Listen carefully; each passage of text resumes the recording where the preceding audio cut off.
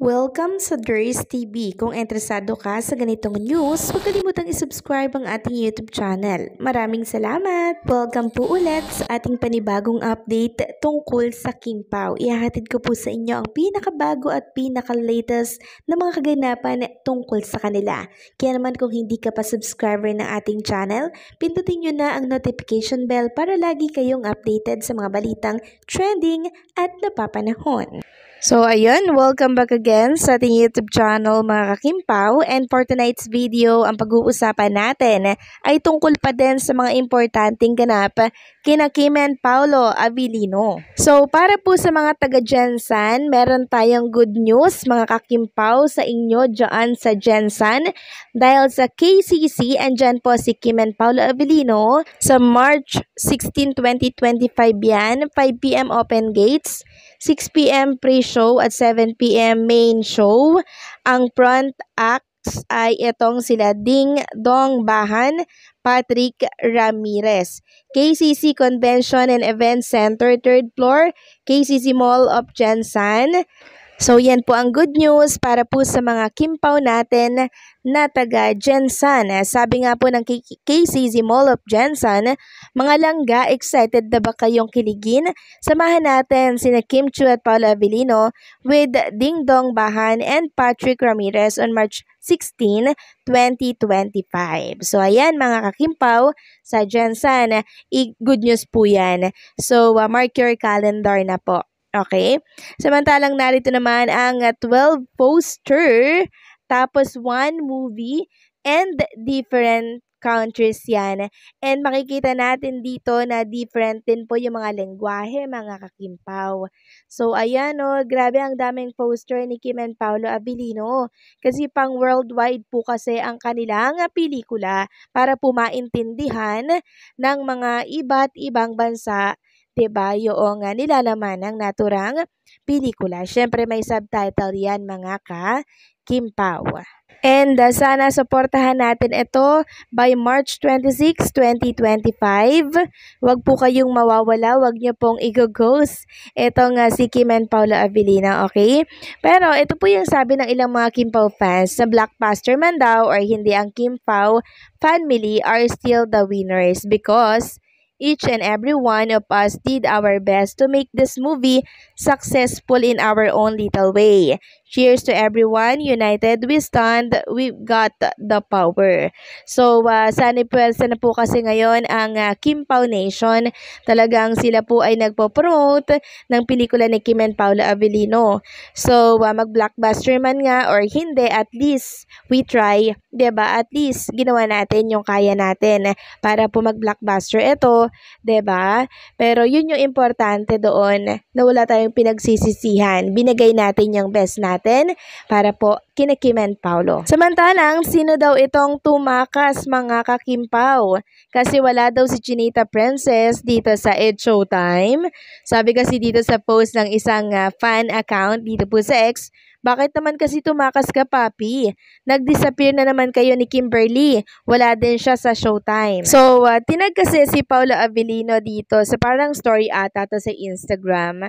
Sabi dito, tumakas ka, Paolo Abilino. Ayan no, mga kakimpaw, tumakas daw si Paolo Abilino. Sa kanila nang galing yan. So, saan kaya ang punta ni Paolo Abilino? At si Chinita Princess, wala din po sa It's Showtime. Abay, nag-date siguro ang dalawa mga kakimpaw. Alam na natin yan. Pag kanyan na Mia or Missing in Action sila parehas, ano pa bang iisipin natin?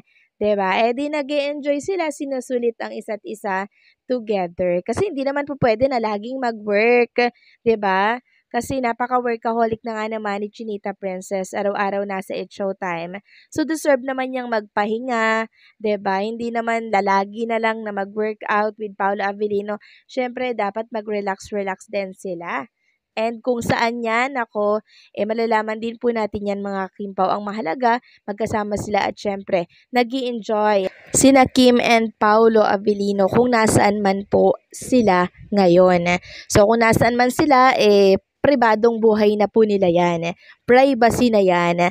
And pasalamat na lang tayo kung mag-share sila ng mga ganap, no, sa kanilang dalawa. Pero si Paolo Avellino kasi masyado siyang private na tao. And ang gusto ko doon, bago niya i-share ay humihingi po siya ng permiso kay Chinita Princess kung ibabahagi niya po ba yon. So ang batas po sa relasyon ni Kim and Paolo Avellino ay si Chinita Princess. 'Di ba? Dahil siya po yung nasusunod. Grabe naman, napaka-gentleman naman talaga ni Paolo Avellino. Hindi po ba? Bibihira lamang po yan mga kakimpaw na talaga namang si Chinita Princess po mga kakimpaw ang kanyang sinusunod. 'Di ba minsan yung mga lalaki yung sinusunod ng babae, pero si Paolo, si Chinita po talaga yung sinusunod niya. Ibig sabihin, talagang nare-respeto niya po si Chinita kung ano yung desisyon nito. Yun po ay malaking respeto kay Chinita. Kaya nakakatuwa lang dahil finally ngayon natagpuan na po ni Chinita Princess mga kakimpaw yung lalaking ganito siyang itrato. Diba? Sana hindi na po mag-disappear si Paolo Avellino sa buhay ni Chinita Princess. Katulad ng mga expo ni Chinita na talaga namang iniwan po siya. Diba? Sana si Paolo na po yung una at huling makakarelasyon ni Chinita Princess. So, i-claim na po natin yan and syempre, ipag-pray natin yan mga kakimpaw na ito na po yung huli. Ito na at sila na yung wakas, 'di ba? Sabi nga po ni Paolo Avellino kahapon, kay Kim siya babagsak. So isang na 'yon, isang salita na ibig sabihin ay si Kim na po yung huli at una para po sa kanya. So nakakakilig, nakakatuwa kaya nga nang sinabi po ni Paolo Avellino yon. Grabe po yung sigawan ng mga media, na mga nandoon po sa MediaCon kahapon. So maging sila nararamdaman po nila yung kilig na meron sina Kim and Paolo Avellino. Kahit matanda kayo, kikiligin talaga kayo sa tambalan po ni Kim and Paolo Avellino kasi grabe po yung chemistry nila pambihira, talagang nakaka-magnet yung tambalan po ni Kim and Paolo. Pag nakita nyo sila parehas, tapos yung sweetness nila together, grabe, magiging instant fan talaga kayo ni Kim and Paolo Avellino. So ganyan po yung hatak nila. Kaya kung nasaan man sila ngayong hapon, ngayong araw, ng Huwebes, enjoy nyo lang yan. Basta kami, andirito lang kami. Masaya kami kung nasaan man kayo at kung ano ang inyong ginagawa. Pero hindi na kailangang tumakas, Paolo Avellino. Magpaalam ka, ikaw naman agad-agad nagdi-disappear. 'Di ba? Dapat may closure din. Magpaalam kung saan pupunta para hindi ka itag ng mga kasamahan mo na buddies or gym buddies diyan sa Metcon na PH, 'di ba? Di nabuking ka tuloy na tumakas ka daw. So saan kaya nagpunta? Yan ang malalaman natin sa mga susunod na update natin mga kakimpaw. So paano, hanggang dito na lamang ang update natin at maraming salamat sa patuloy na pagsuporta and don't forget to like, share, comment, and subscribe.